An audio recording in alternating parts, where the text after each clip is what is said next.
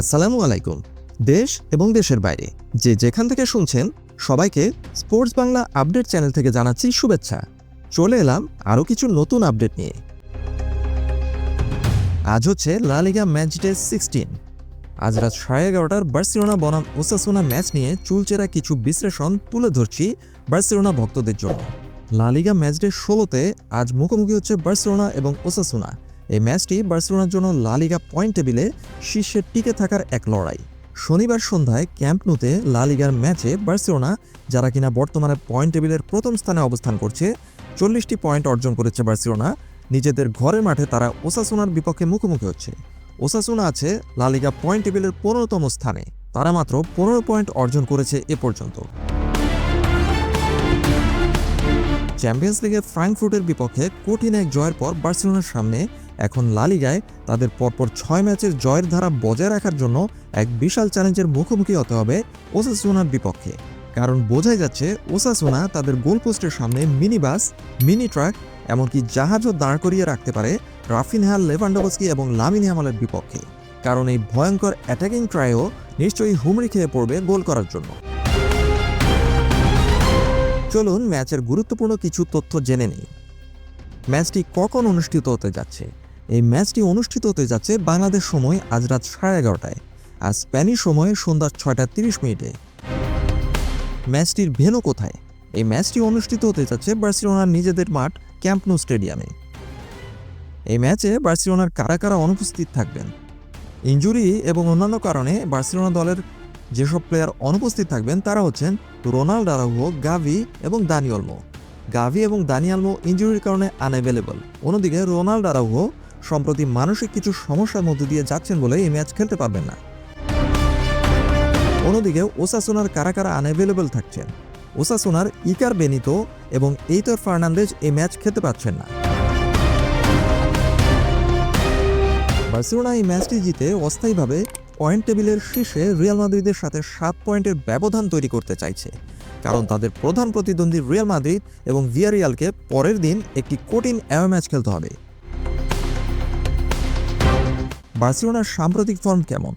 Barcelona La লিগায় টানা 6টি match জিতেছে এবং প্রতিদ্বন্দ্বীদের নিজেদের ম্যাচে হোঁচট খাওয়ার সুযোগ কাজে লাগাচ্ছে। কারণ রিয়াল মাদ্রিদ একের পর এক ড্র আর পরাজয় দিয়ে বার্সেলোনাকে সসম্মানে লা লিগা পয়েন্ট টেবিলের শীর্ষস্থানে বসিয়েছে। বার্সেলোনা বছরের শেষ ম্যাচটি খুব শক্তিশালী অবস্থানে থেকে জয় দিয়ে শেষ করতে আগ্রহী। এই দুই দলের সর্বশেষ ম্যাচের ফল কী ছিল? গত মার্চ মাসে বার্সেলোনা তাদের অস্থায়ী হোম ভেন্যু মন্টজুইক স্টেডিয়ামে ওসাসুনাকে 3-0 গোলে হারিয়েছিল এবং এবারও ঘরের মাঠে সহজেই জিতবে বলে আশা করা হচ্ছে।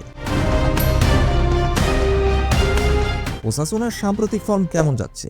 সম্প্রতি ওসাসুনা কঠিন সময় পার করছে। ওসাসুনার জন্য এই মৌসুমটি বেশ কঠিন যাচ্ছে। গত কয়েক বছরের লা লিগার পয়েন্ট টেবিলের নিচের দিকে থাকা দলটি এবার অবনমন এড়ানোর লড়াইয়ে আছে।